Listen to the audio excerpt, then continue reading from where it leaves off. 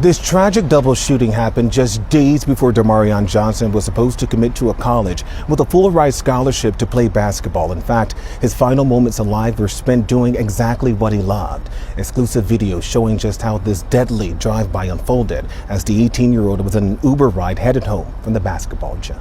He wasn't just one of many kids that we've seen come in and out of the program. He was a real little brother to me, and I really had true love for him. Just sad situation, like every day, like I'm praying for better. He was 18 years old. He had just finished basketball practice. He called an Uber, got in the back seat, and started the ride home. That was the last ordinary moment of his life. By the time that car stopped moving, 2 people were dead, a gray SUV was already disappearing into the night, and somewhere blocks away a vehicle was being set on fire to make sure nobody could trace what just happened. This was not a random act of street violence. Somebody knew exactly where Damarion Johnson was going to be that night. Somebody followed him. And the question that nobody has answered yet, the question that is going to stay with you long after this video ends, is why would anyone want an 18-year-old with a full-ride scholarship and a college announcement days away from going public dead? Before we get into what happened on that West Side street, you need to understand who Damarion Johnson actually was. Not the headline version, not the hashtag, the real version, because if you only know him as a shooting victim in Garfield Park, then you do not know him at all. Damarion grew up on the west side of Chicago, and if you know anything about what it means to come up in that environment, you already know that making it out is not a given. It is a fight. It is a daily decision to move in a different direction when everything around you is pulling you towards something else. Damarion made that decision over and over again, and he did it on a basketball court. He transferred to Christ the King Jesuit College Prep in the Austin neighborhood, one of the most respected academic institutions on the west side, and he did not just show up, he showed out. His principal described him as thoughtful and mature beyond his years. Grateful, the kind of student who taught the adults around him something, not the other way around. He said Damarion came from humble beginnings and truly relished the opportunity that school gave him. You could see it in the way he carried himself. You could feel it in the way he talked about where he was going. And where he was going was somewhere real. Multiple college programs had already extended offers to play basketball at the next level. Full rides. Not one, multiple. He was in the process of weighing those options, sitting with the weight of a decision that most kids from his neighborhood never get to make. He had not announced his commitment yet. He was taking his time, doing it right. His mentor at Project SWISH Chicago, McKinley Nelson, the man who had watched Damarion grow up inside that program, who described him like a little brother, who said he had true love for that kid. Nelson put it plainly. He said Damarion kept saying he wanted to make it out. That was the thing he repeated. Not that he wanted to be famous. Not that he wanted money. He wanted to make it out. And he was so close that you could almost see the door open from where he was standing. On the evening of Thursday, May 7th, 2026, Damarion Johnson did exactly what he'd been doing his entire life. He went to the gym. He worked. He put in the hours that most people never see. The hours that happen before the scholarship announcement, before the signing day photo, before the highlight reel. Then when practice ended, he pulled out his phone, requested an Uber, and stepped into a white sedan driven by a 38-year-old man named Jassen Cho. Neither of them made it home. Jassen Cho was not supposed to be part of this story. That is the part that does not sit right when you really let it land. He was 38 years old, raised in the Albany Park neighborhood on Chicago's northwest side. By day, he worked as a senior financial analyst, educated, established, a man who had built something steady for himself. Driving for Uber was something he had picked up on the side in recent months. Extra income, nothing more. His girlfriend, Jennifer Garcia, later told reporters that he was just trying to stack a little more money. That was it. That was the only reason Jassen Cho was behind the wheel that night. Not because of anything he had done. Not because of anyone he knew. He accepted a ride request. A passenger got in his backseat. And from that moment forward, his fate was tied to whatever was already in motion before he ever pulled up to that pickup location. Garcia broke down describing who he was. She said he was there for everyone, not just for her. If you needed help, he was there. She talked about how he had been teaching her pickleball, how she got him into cycling, how they were about to celebrate their 1-year anniversary that same weekend. They had already set a date in July to move in together. July, 2 months away. Jassen Cho had a whole next chapter written and ready, and none of it included a gray SUV pulling alongside his car on North Homan Avenue at 8:30 at night. That is what a drive-by takes. Not just the person it was aimed at, everyone in the radius of that decision. At approximately 8:28 p.m. on May 7th, 2026, the white sedan carrying Jassen and Damarion was traveling southbound for the 200 block of North Homan Avenue in East Garfield Park. According to Chicago police, a gray SUV pulled up alongside them. A male suspect leaned out and opened fire. Damarion was struck multiple times in the body. Jassen took a gunshot wound to the arm. Ambulances rushed both men to nearby hospitals. Jassen Cho was pronounced dead at Mount Sinai Hospital at 8:54 p.m. Damarion Johnson was pronounced dead 3 minutes later at Stroger Hospital. The Cook County Medical Examiner ruled both deaths homicides. By the time investigators got back to the scene, the gray SUV was already gone. But it had not gone far. A Hyundai Tucson connected to the shooting was located blocks away from where those two men took their last breaths. It was not just abandoned. It was on fire. Whoever did this came prepared to erase themselves from the night. They brought the car, they carried out the shooting, they drove away, and they burned the vehicle. That is not panic. That is a plan. And that detail changes everything about how you read this case. Because spontaneous street violence does not end with a burning getaway car.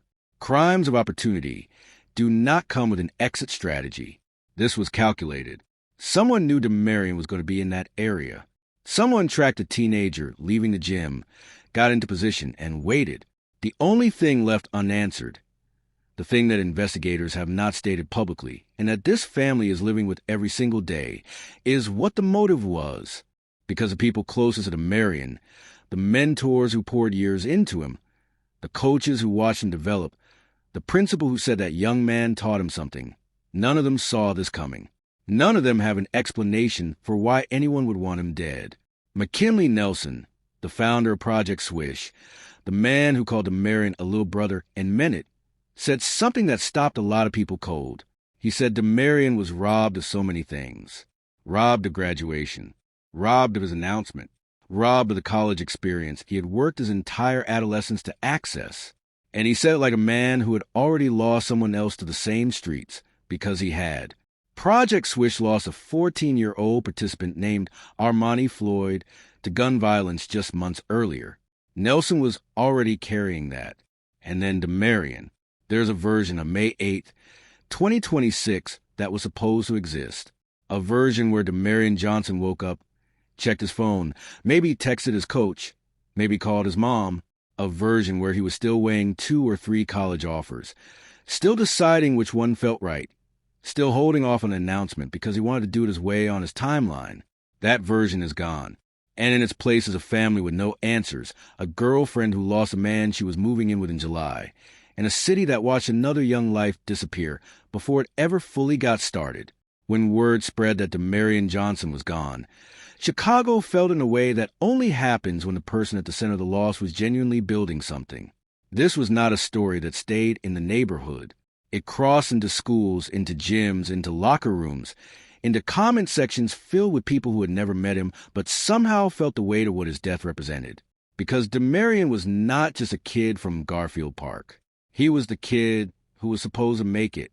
He was the proof that the program works, that the grind pays off, that if you stay in the gym and stay out of trouble and keep your head pointed towards something better, the door eventually opens.